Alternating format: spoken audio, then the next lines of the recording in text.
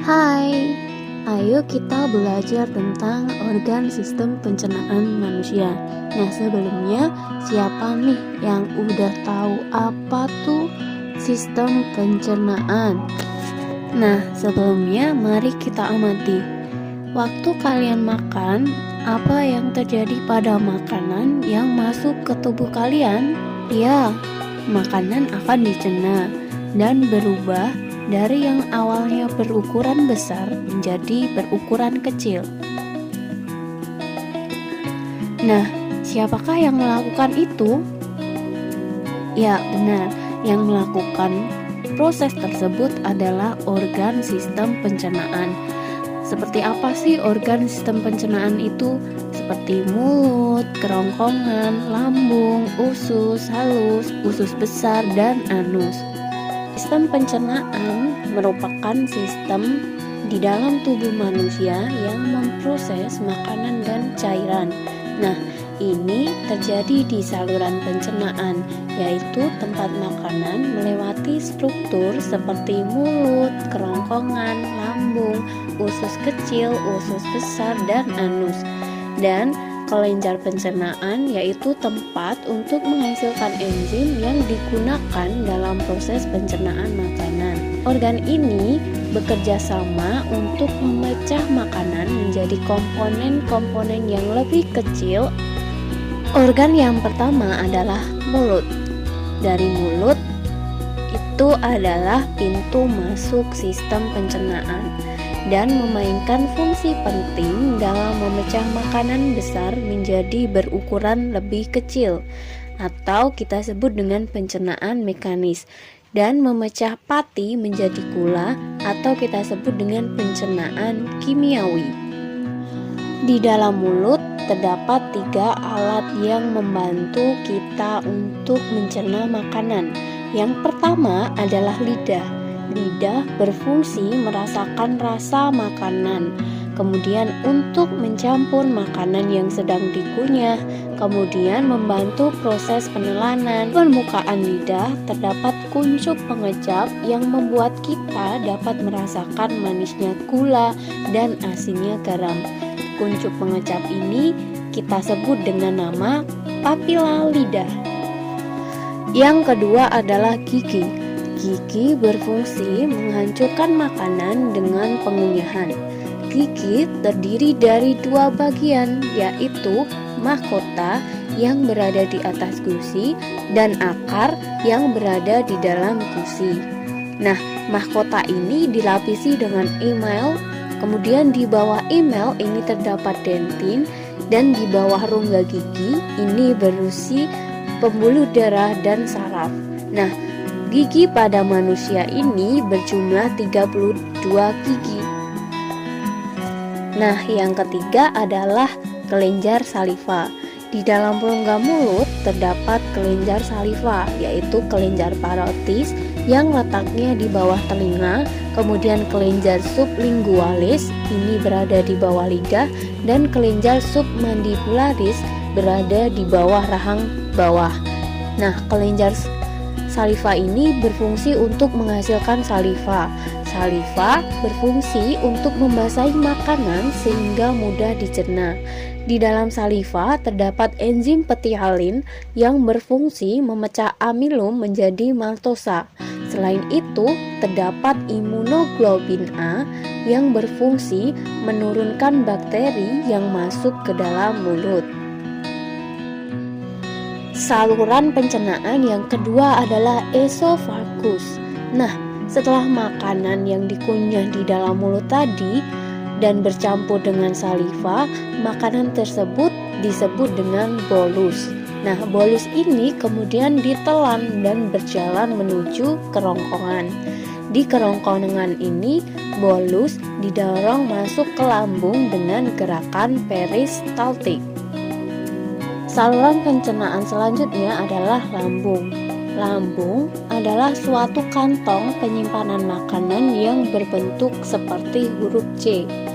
Saat makanan memasuki lambung, otot sphincter berkontraksi dan menutup lubang sphincter sehingga makanan tidak kembali ke esofagus.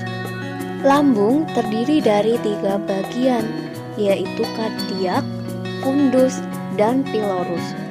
Dinding lambung tersusun dari otot sehingga dapat mengaduk dan mencampur bolus dengan getah lambung yang disekresi oleh kelenjar di dinding lambung.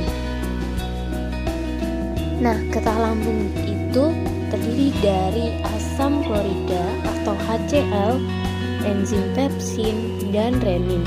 Nah, asam klorida ini berfungsi untuk mengubah pepsinogen menjadi pepsin dan membunuh kuman yang masuk bersama makanan, serta menyebabkan pH lambung menjadi rendah.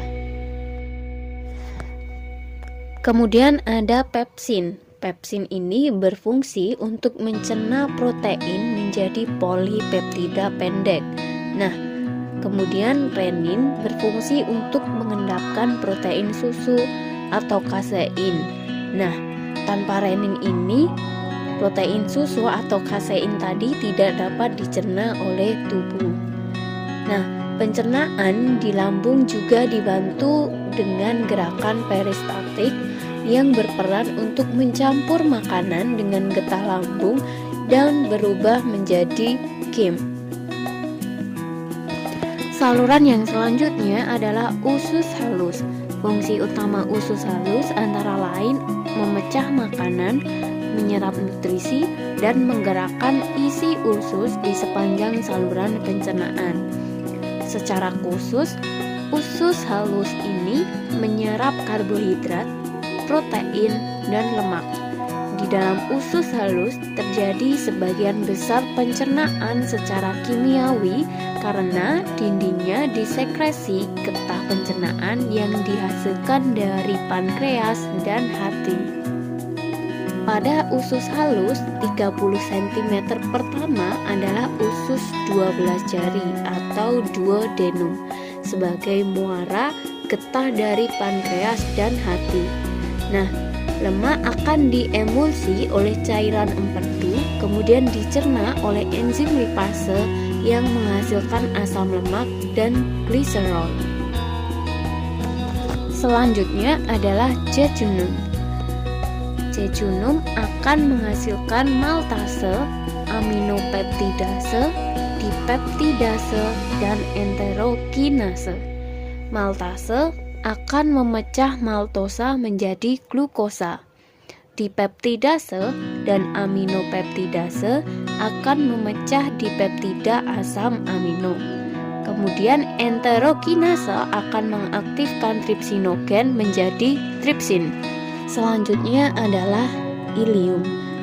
Di dalam ilium terjadi proses penyerapan zat makanan yang berupa molekul sederhana seperti glukosa, fruktosa, galaktosa, asam amino, vitamin, dan mineral yang diserap oleh kapiler darah. Sedangkan asam lemak dan gliserol diangkut. Kemudian ada kelenjar hati.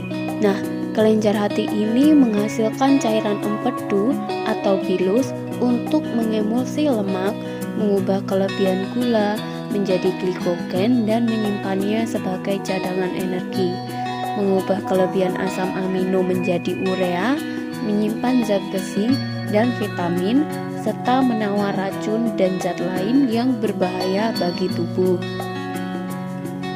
Kantong empedu merupakan kantong yang berisi cairan empedu berwarna hijau kekuningan yang mengandung air, garam-garam empedu, zat pewarna empedu seperti bilirubin dan biliverdin, kolesterol, dan elektrolit. Kelenjar pankreas. Pankreas menghasilkan enzim amilase, tripsin, dan chymotrypsin. Amilase memecah amilum menjadi maltosa, tripsin dan chymotrypsin mencerna polipeptida menjadi dipeptida. Pankreas juga menghasilkan natrium bikarbonat untuk menetralkan kim dari lambung yang bersifat asam. Selanjutnya adalah usus besar. Sisa pencernaan makanan yang tidak diserap oleh usus halus diteruskan ke usus besar. Usus besar terdiri dari ascendens, transcendens, descendens, cecum, dan appendix. Di usus besar terdapat banyak bakteri pembusuk yang akan membusukkan sisa makanan menjadi feses yang lunak. Kemudian saluran pencernaan yang terakhir adalah rektum dan anus. Rektum adalah bagian akhir dari usus besar di mana tempat penampungan sementara sisa-sisa pencernaan sebelum dikeluarkan melalui lubang pengeluaran atau anus. Nah, itu tadi adalah pembahasan kita tentang sistem pencernaan pada manusia. Bye-bye, see you in next video.